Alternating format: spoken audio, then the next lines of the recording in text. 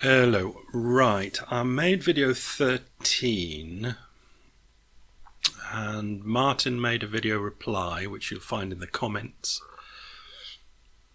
and Lisa came up again and she was questioned, let's say. What I wanted to say to tidy everything up was, it's like everything else I talk about. It's all spectrums. As in, you get the people that investigate their own mind and look at their own thoughts and whatever. But you don't go bing like that.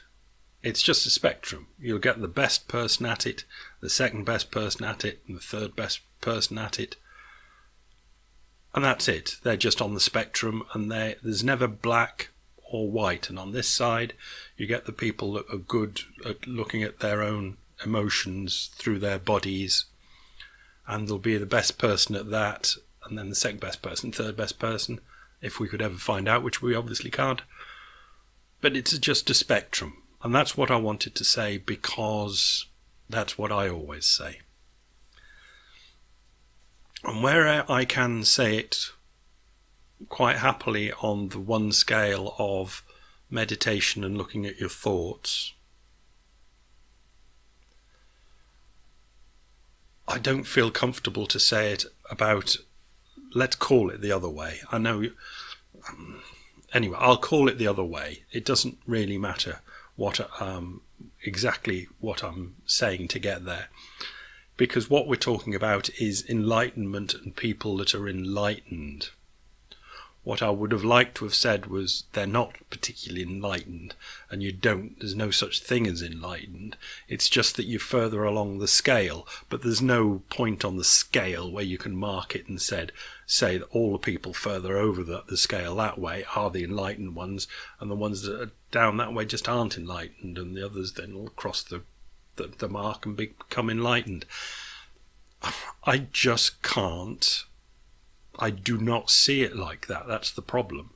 What appears to happen is, I think the best way to call it is something like a mental breakdown, as in there's something that breaks in the brain, or changes, or moves, or reconditions, or reconfigures in an instant,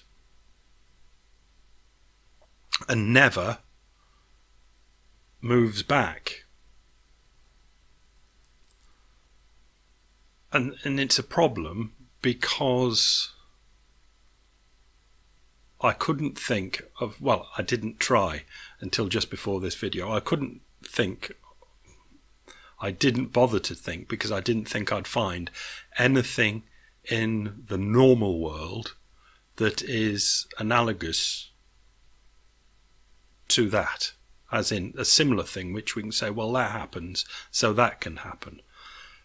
But when I was setting up the gear for the video, this one, I was thinking, well, you can have love at first sight.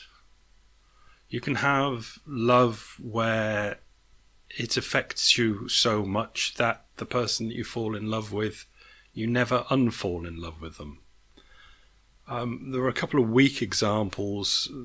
A young person might say, I want to be an engine driver, and never forgets and just dedicates their life.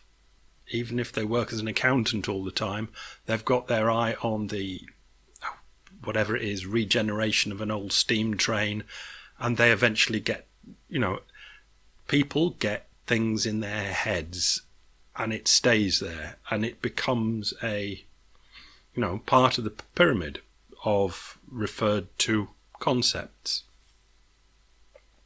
So I don't think it's absolutely out of the question. I think it's just a very strange one. That the strangest thing I find about it is that it's not always, but it's very often that the people that are striving for enlightenment do actually find it.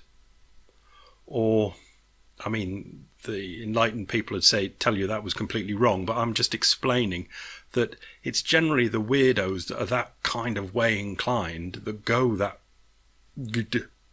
It is much, much rarer for somebody just being down the supermarket, never heard about it, never read about it, and go, boop, enlightened. Apparently it has happened, but it's normally the people that at least know what it is when it happens to them, because they have looked into it. And that makes you scratch your head and go, well, how much of a con is all this? But from looking into it as much as I have over the years, I believe that these people have an experience that changes them forever. Now, whether it's their brain state changes so it stays in that state and like a new prism has been, a new facet has been filed on it, so it just always shines in a different way, or it's just that the brain by that one flash has been so affected, it's always affected by it. Now, a couple of things to say. If pushed, I would say it's a good idea to know your emotions via feeling them in your body. It's a good idea to know your thoughts and your feelings by analysing them in a meditative sort of way. You don't have to be sitting in a funny position, but just keep an eye on the bastards. But don't overdo it. Like all things, just don't overdo it. If it happens, it happens. Okay.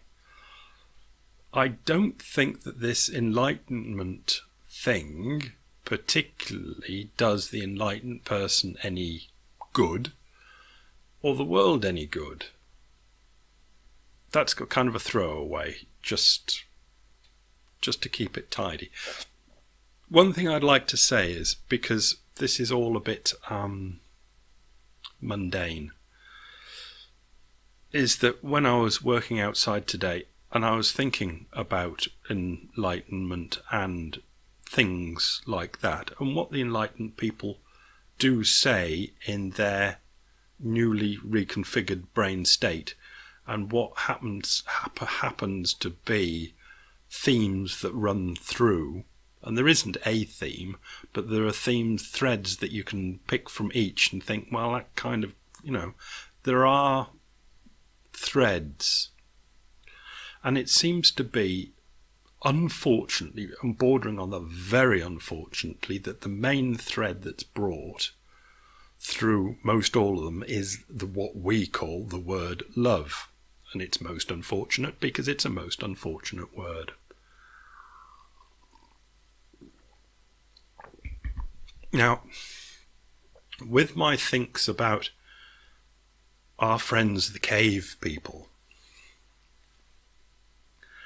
and before that, the coming down from the trees, and what I called in video 13, creatures, the ones that can go ouch, but don't do emotions, can't do a nice bit of rage and constant brain battering out, which rage can give you, most advantageous. I kind of had all this in perspective, in view, in mind, as it were. And I had this radical-ish idea that the world, the universe, is a mechanical thing. It's well complicated, but it is at base, as far as science has found, a mechanical thing. But it is still, even given all the time, quite surprising how things get together and eventually create something so handsome and marvellous that makes YouTube videos. It is quite a surprise, isn't it? And that can question the meaning of the universe. What I thinked was that a a long way back in the beginning, the things got themselves together. They were attracted like gravity, but they were attracted by love. Whether this is a natural aspect of all mini-matter things, or whether it's one of these things that when, like we say that this thing has one word, we'll use not awareness, or we'll use consciousness. This one thing has consciousness, has consciousness of being one consciousness.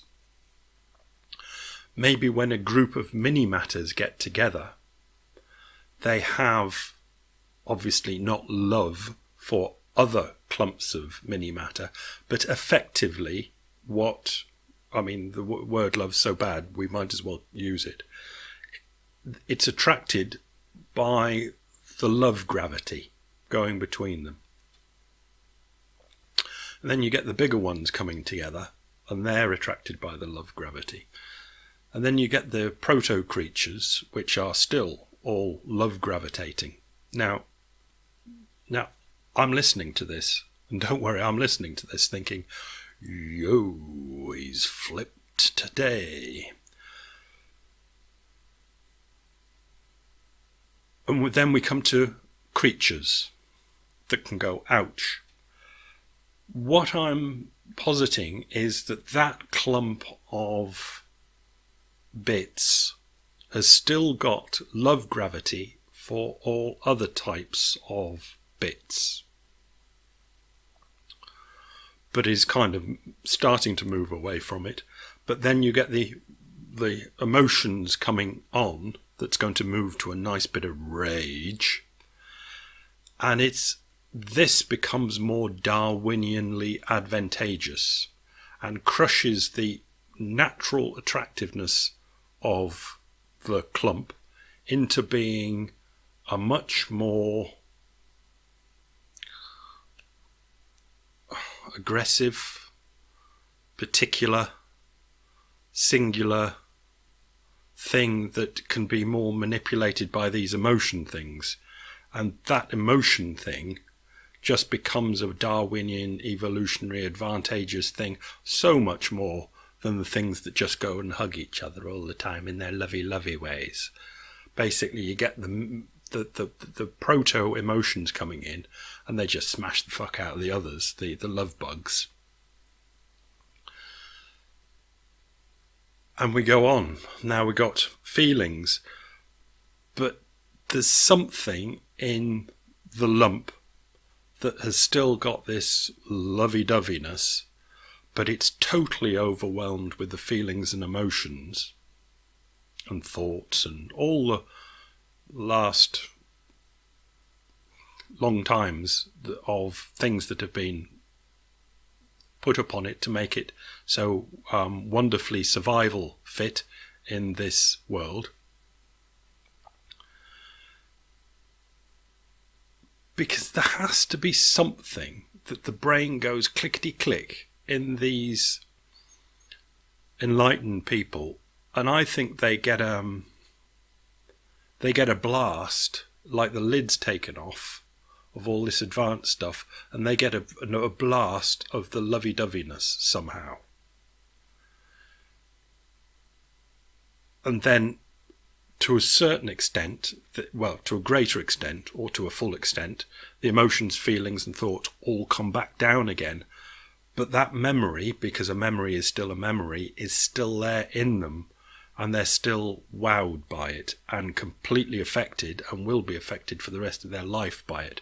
Now, I can quite see myself making this video, and I'm listening to myself, and I can see how contrived this is to make a story, not that works or could sound about right, but just basically could vaguely hold together. Because otherwise, this enlightenment thing that people do seem to have falls into a whole mystery. And love there are many senses of love that are pretty inexplicable as well. If even if we completely ditch the whole love bug thing as ludicrous, I'll be quite happy. Don't worry. I've only had the idea for about 25 minutes. But there's something about love that is there in here that I think is, and it's an immense thing. When felt, fully opened up, is an immense thing.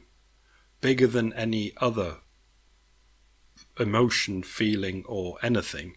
It's just an immense thing that these things can be lifted off and it can be seen. Everyone will have had a certain amount of it at different zapping periods in their life. Depending on how their life's gone, they might have had a really big one, or might have had just a whole load of series of little ones. But everyone's at least had glimpses of it. So it's at least imaginable that what we have had glimpses of, other people have had bigger glimpses of. And it is those bigger glimpses that seem to come out of doing this. Somehow the brain gets confused.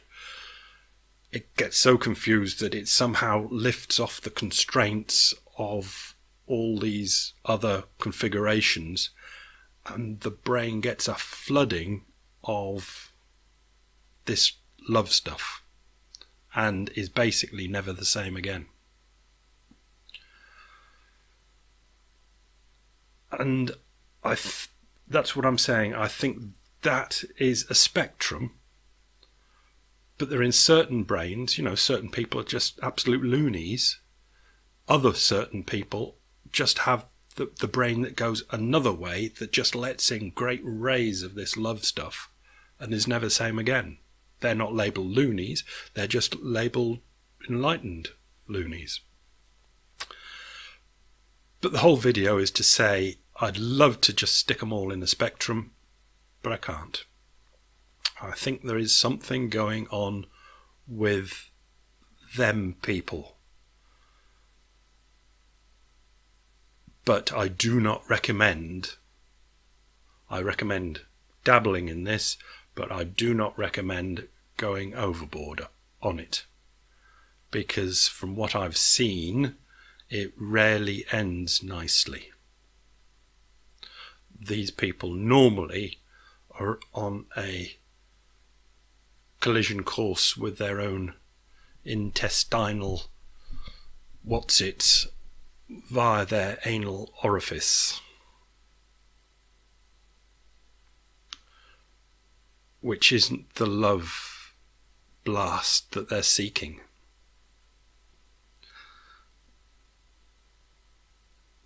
Leave it there, I think. Tricky, very tricky.